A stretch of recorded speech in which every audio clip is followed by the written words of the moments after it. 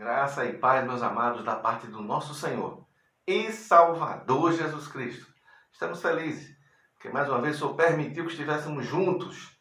É a graça do Senhor que nos alcançou, a mim e a você.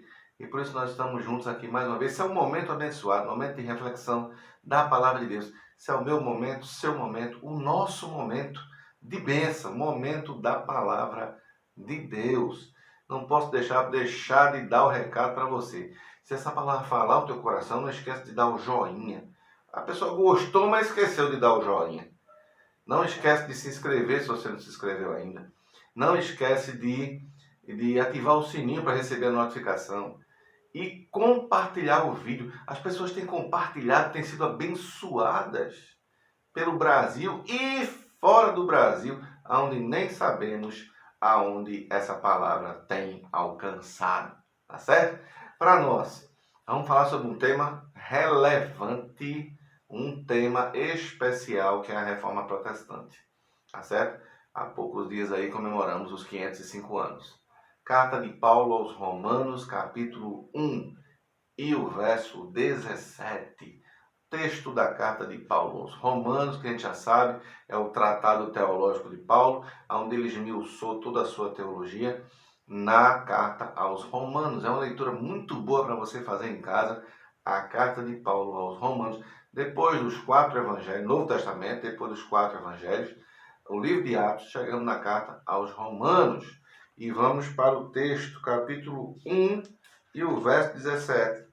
Segundo a tradição, um texto que influenciou bastante a vida do monge agostiniano chamado Martinho Lutero. 1:17.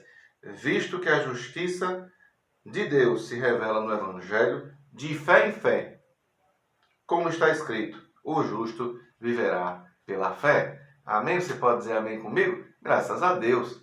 Então, é verdade.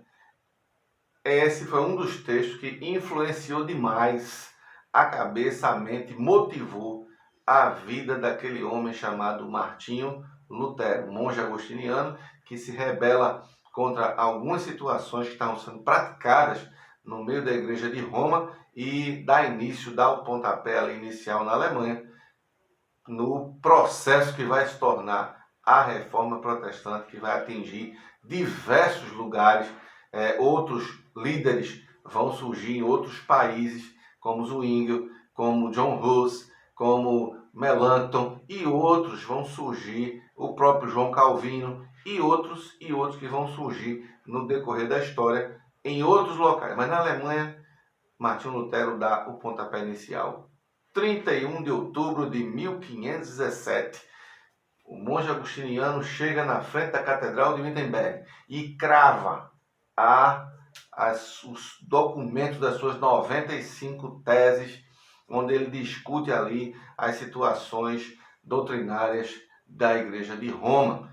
Interessantíssimo, era 31 de outubro, não veio ninguém ali naquele lugar, mas no dia seguinte é o dia 1º de novembro, o dia de Todos os Santos, o dia em que a igreja seria enormemente visitada, a catedral seria enormemente visitada, e ali muitas pessoas pegaram aqueles papéis, leram aquele tratado, transportaram aquele tratado, e aquilo que Martinho Lutero nem imaginou que tomasse aquela dimensão tão gigantesca, aqueles papéis vão para o mundo todo.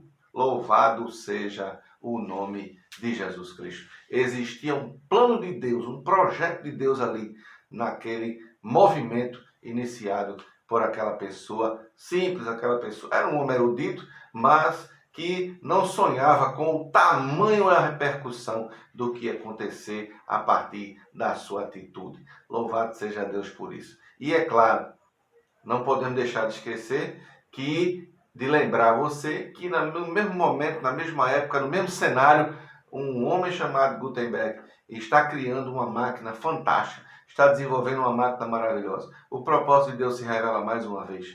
Essa máquina maravilhosa que Gutenberg está fazendo, está até concluindo o seu projeto, a sua invenção é a imprensa. Uma máquina que pode reproduzir textos de uma forma fantástica, rápida, milhares e milhares de vezes.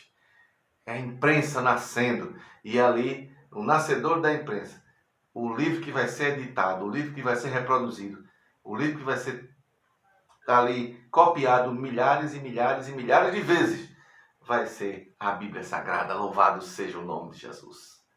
Você pode dizer amém comigo? É Deus operando no bastidor da história. Ele não deixa de operar de maneira nenhuma.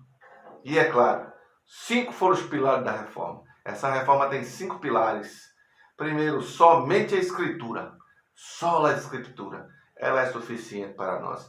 Foi averiguada, foi investigada, todo tipo de exame foi feito sobre ela e ela não passa. Ela continua sendo atual, ela continua sendo viva, ela continua sendo presente na nossa vida. Você quer saber de Deus, ela está presente. Você quer conhecer algo de Deus, ela está ali. Você quer saber algo a respeito da vida do Filho de Deus, o Senhor Jesus Cristo, ela está presente e acessível à tua mão, porque alguém pagou um preço muito caro. Somente a Escritura. Ninguém conseguiu derrubar a sua autenticidade, a sua veracidade. Alguém está tentando, até falando aí a asneira, dizendo que ela precisa ser atualizada. É a palavra de Deus, ela é atualizada sim no aspecto gramatical, no aspecto da linguística. Mas os seus princípios não morrem jamais, porque é a palavra de Deus. Louvado seja o nome de Jesus Cristo. Somente Cristo, solos Cristo. Não tem outro. Ele é único. O único e suficiente Salvador. O autor e o consumador da nossa fé. O alfa e o ômega. O princípio e o fim. O único mediador entre Deus e os homens, Jesus Cristo, o homem, está assentado à destra de Deus Pai e vive a interceder por nós. Louvado seja o nome de Jesus. Ele é único. Não existe outro ungido, outro separado, outro preparado, outro escolhido para ser o nosso mediador, o nosso sumo sacerdote, o único e suficiente Filho de Deus. Somente a fé. Algumas doutrinas nesse mundo plural que nós vivemos dizem que precisa das obras. Outros dizem que precisa somente da fé. Outros dizem que a fé junto com as obras. Outros dizem que somente as obras. E a reforma, os reformados descobriram pela palavra que a fé é que muda tudo. Pela graça sois salvos mediante a fé. Isso não vem de Deus, não vem de vós, é dom de Deus. Não vem das obras, para que ninguém se glorie. Louvado seja o nome de Jesus, somente a fé. Você tem fé? Fé em quê? Fé em quem? Em quem você está depositando a tua fé? Em quem você está depositando a tua confiança? Em quem você está colocando a tua vida? Fé em Jesus Cristo. Ele não abandona aqueles que o buscam. Somente a graça. Somente a graça. Pela graça sois salvos. O favor imerecido. O favor dado por Deus. Somente a graça. Ele nos deu de graça. Não é porque custou barato, custou caro, mas Ele nos deu. É a sua graça. É o seu favor nos alcançou, o seu favor alcançou a humanidade, o seu favor transformou a humanidade, o seu favor tem transformado vidas, o seu favor continua transformando vidas no dia de hoje. Louvado seja o nome de Jesus Cristo. Você não merece, eu não mereço, nenhum ser humano merece, a humanidade não merece, mas Ele deu da sua graça. Louvado seja o nome de Jesus Cristo. Somente a Deus glória. Que é isso, meu irmão?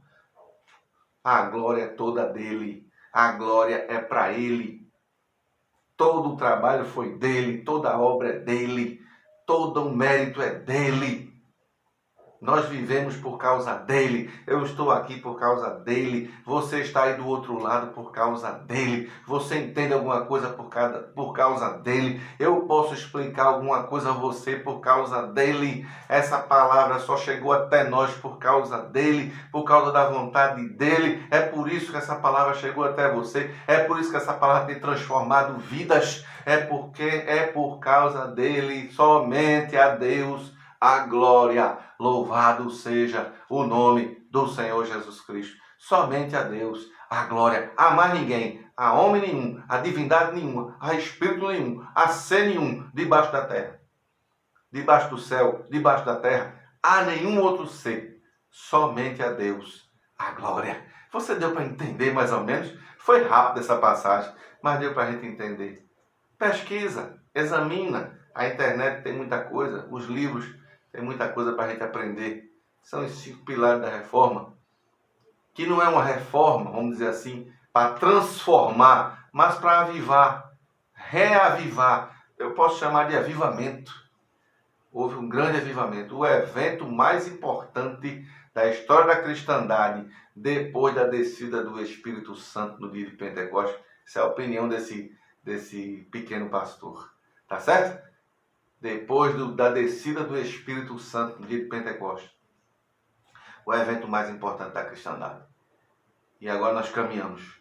Nós precisamos de novo de um avivamento. Eu preciso de um avivamento todo dia na minha vida. Você precisa de um avivamento todo dia na tua vida. A igreja brasileira precisa ser avivada no poder da palavra de Deus. No poder de Deus e no conhecimento de Deus. Que Deus te abençoe de uma forma soberana. No nome do seu Filho Jesus Cristo. E eu não posso deixar, claro, as pessoas estão aguardando pela pergunta bíblica, louvado seja Deus. As pessoas estão esperando a pergunta bíblica. E eu não posso deixar, você que é um leitor, um estudioso da palavra, está esperando pela pergunta bíblica. Não é verdade? Então, no caminho do Gólgota, Jesus carregou a trave da cruz até chegar no monte chamado Calvário. Mas no meio do caminho, Jesus não tinha condições mais de carregar. Então alguém foi pego no meio da multidão e concluiu esse trajeto. Quem foi esse homem que carregou a cruz de Cristo até o Monte Calvário? Fácil demais. Você que é um estudioso da palavra, com certeza você já sabe. Que Deus te abençoe e te guarde. Deus proteja a tua vida e a tua família, no nome do Senhor Jesus Cristo.